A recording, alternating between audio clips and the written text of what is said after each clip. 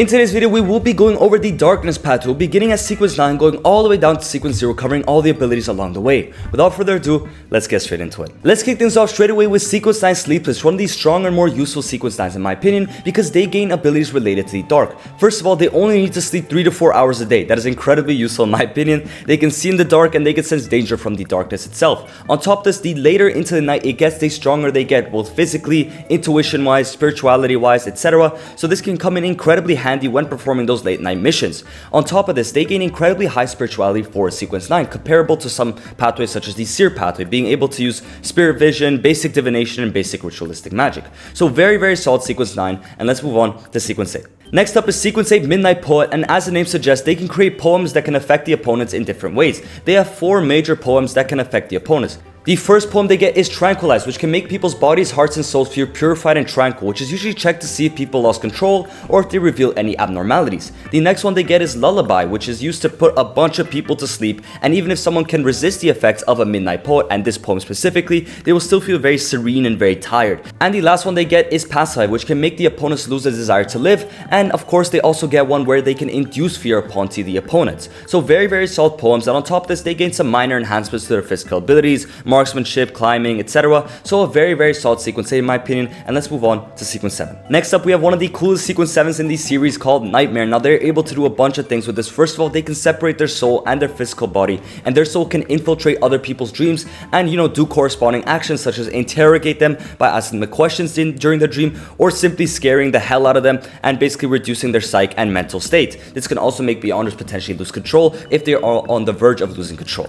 Now they can also forcefully drag their opponents into dreams from up to 100 meters away over time, or if they're closer, simply instantaneously without the opponent even realizing. Now they can drag up to 10 people to sleep at a time, but they can only infiltrate one person's dream, so it's not too crazy just yet. On top of this, they can also sprout basically nightmarish limbs from their back, which act as sort of help during close range combat, but these limbs do count as themselves, so if they were destroyed, then it would also count as them losing their flesh and blood, so they would suffer the corresponding damage as well.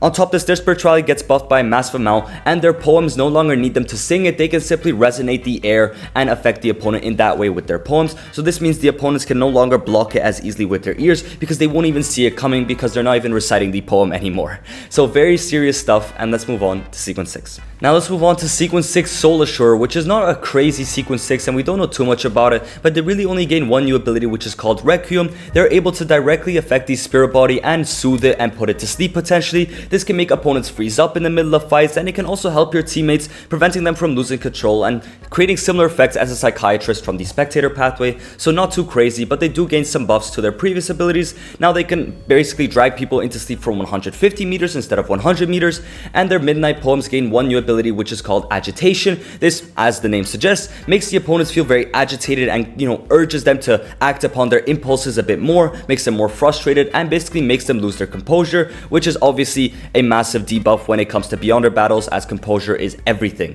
Let's move on to sequence 5. Now next up we have a pretty confusing sequence 5 called Spirit Warlock, which basically means they can now house spirits within themselves and basically command them to do tasks for them. Now they can house all types of spirits, evil spirits, natural spirits, and undead spirits, but they're best at controlling natural spirits. Now their strength pretty much entirely depends on how many spirits they control and the quality of their spirits. Now around this sequence they can only control 4 to 5, but this is more than enough to perform various tasks at once, 3 up to 4 tasks at once.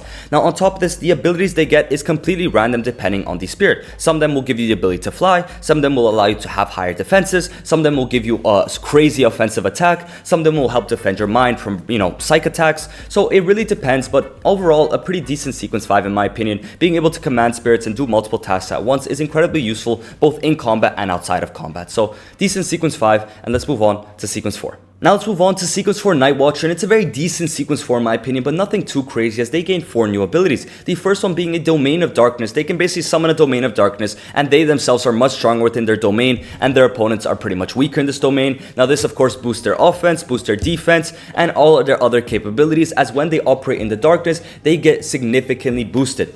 Now on top of this, they also gain control over their hair. Yes, they can entangle opponents with their hair, bind them, restrict them, etc. And when an opponent touches their hair, they they instantly want to sleep and no longer want to resist the Night Watcher, simply want to fall asleep and fall into eternal, rest.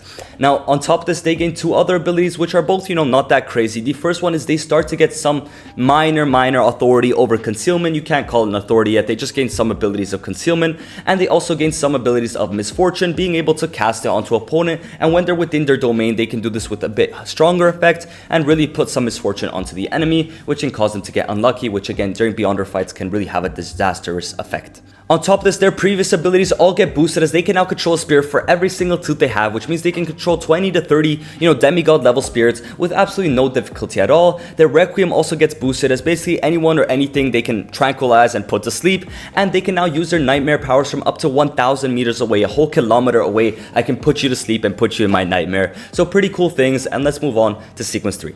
Now let's move on to one of my favorite sequence 3s in the entire series called Horror Bishop. Man, the name just sounds cool, but let me explain to you what they can do. First of all, they can summon a sword of literal darkness. It's basically a bone sword covered with markings of darkness and horror, right? Pure terror. And every time they swing this sword, waves of literal darkness will cover the opponent. And if the opponent doesn't prepare for this in advance, it is basically unavoidable by any sequence 3, 4, 5, etc. And if you get hit by this, you will just get swallowed up by the darkness, melt away into it, and you will never be seen again, because it does have partial authority over concealment itself, so everyone will forget you, and that's it. You're just cooked for the rest of your life. Well, your life is ended anyways. On top of this, they can put an entire city to sleep in a sort of nightmare world. This can affect an entire small city, so let's say not Backland, but something like Tingen. They can put the entirety of Tingen to sleep and affect them all with their nightmare abilities. And lastly, they just have aura of horror. Yes, literal aura of horror. If you're not prepared for it, if you're not strong enough, if you're a mid-sequence Beyonder and you simply appear around a Horror Bishop and they can't control this ability yet, either because they're, freshly sequence 3 or they willingly let it out, well, then you're cooked. You're simply gonna die from literal fear. And if you don't die, you're gonna get paralyzed and be an easy target for them. And on top of this, their previous abilities all get drastically strengthened, and their Midnight Poet ability, Pacify, can now put an entire city to sleep, as I was talking about earlier with the Nightmare World. Next up is sequence 2, Servant of Concealment, as they really only gain one new ability, which is partial authority over concealment, and they can do everything with this. They can conceal secrets, which even sequence 1 angels can't peer into. They can enclose an entire area into concealment. They can directly put a target into concealment where they will be basically erased from history. If you can't break out of the concealment, you are cooked. All you're gonna see is dark fog around you. You don't even realize where you are. You can't even interact with the real world itself, and people will slowly start to forget you as the Servant of Concealment erases you from history. On top of this, they have incredibly high cooperation with sequence 3 Scholar of Yore and the Full Pathway in general, as they can do multiple things. For example, when their historical projection gets summoned by sequence 3 Scholar of Yore from the Full Pathway, they can sense that and they can take over their historical projection and basically control themselves, right?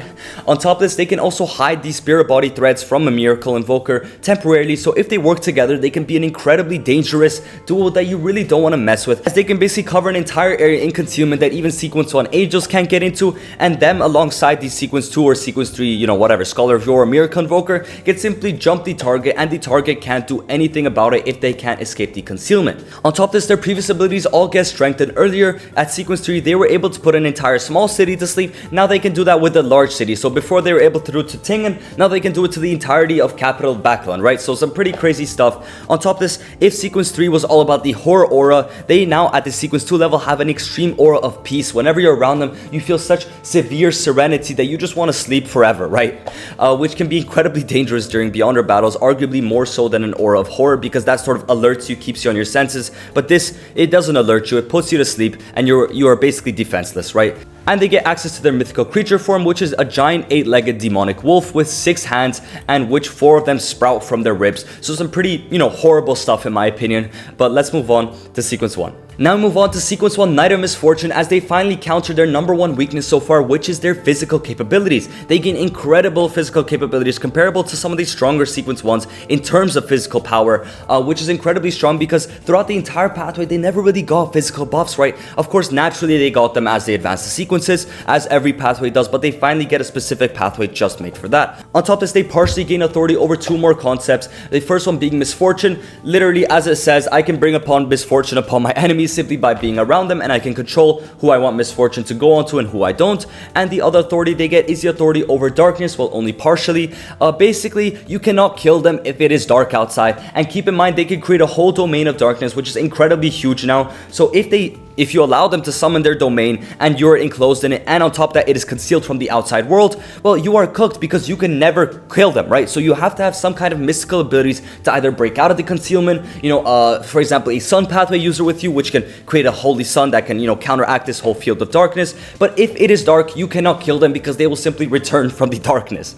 Now, there are other abilities that previous sequences also get boosted, such as their Sword of Darkness itself. Remember that bone sword that I said was really cool? Yeah, if you get hit by that, it's wraps for you, man. It is wraps. It doesn't matter really who you are. You will get put to eternal sleep and eternal slumber. And they also have control over countless and countless amounts of natural spirits. They can house basically an infinite amount of them and command them as they wish. So yeah, very, very solid sequence 1 in my opinion. And let's move on to sequence 0. Now let's move on to sequence 0 Darkness, and it is such a terrifyingly strong sequence 0 in my opinion. It's not very physically strong like the Tyrant pathway, let's say, but let me explain to you what they can do. First of all, they gain the authority, full authority over concealment. Basically, if they don't want you to exist on Earth and you're not a sequence 0 or a sequence 1 with some kind of mystical abilities, you will be gone. That's it. It is done for you. You will never be remembered by the ones you love. You will never be remembered by your enemies. You will not be remembered by anybody or anything, as they can simply erase you from absolutely everything and everyone that's ever existed. Even if they cannot directly erase you, they can drag you into a concealed world, by the way, a concealed world, and nobody can really break into it and save you, right? Unless you have the help of a freaking great old one that you owe a favor to, you are cooked. It is over for you, right? On top of this, they gain the authority over darkness itself. They can put targets to eternal sleep, and they can release literal darkness. I'm not talking some kind of other form of darkness. No, like pure darkness from within themselves. If you get caught in it, I don't really need to explain what happens to you. It is over for you, right? On top of this, they also gain the authority over things such as the spirit body and spirituality. They gain the authority over misfortune and catastrophe. They can basically bring catastrophes upon opponents, and they gain the authority over horror itself. They can basically make opponents feel tremendous horror. So just think about if you were to go against this sequence 0. They pull up, they give off an aura of either serenity, pure serenity that makes you want to fall asleep, or absolute horror that you can't do anything about because you also want to fall asleep at the same time. So your senses are already cooked. You're probably already dead. If you don't die, they can simply put you in a concealed world that you will never break out of. You'll be forgotten for the rest of time, history. That's it. You never existed. Or they can simply put you to eternal sleep by looking at you and putting you into a dream that you will never wake up from. So some pretty terrifying stuff here. Not crazy strong in the physical sense, but just terrifying, right? I really don't want to go against a sequence 0 of this pathway, and overall I think I'd give this pathway a solid B+ or A- depending on the situation. I don't think they gain too many crazy abilities, and their physical body is a major weakness until the sequence 1 level where they gain physical buffs. So I'm really leaning towards the B+ here, but it's still a very cool pathway. And of course, our dear poet Leonard goes of this pathway. My favorite anime character so far, Don Smith, is of this pathway. So some very, cool characters. They have a Night Goddess, of course, but still, I think I'm going to stick with B+. Let me know in the comments if you agree or disagree. A very cool pathway, though, that I, like a lot. And yeah, that's it, guys. Let me know what you thought. Let me know where you would rank this below. And see you guys all in the next one.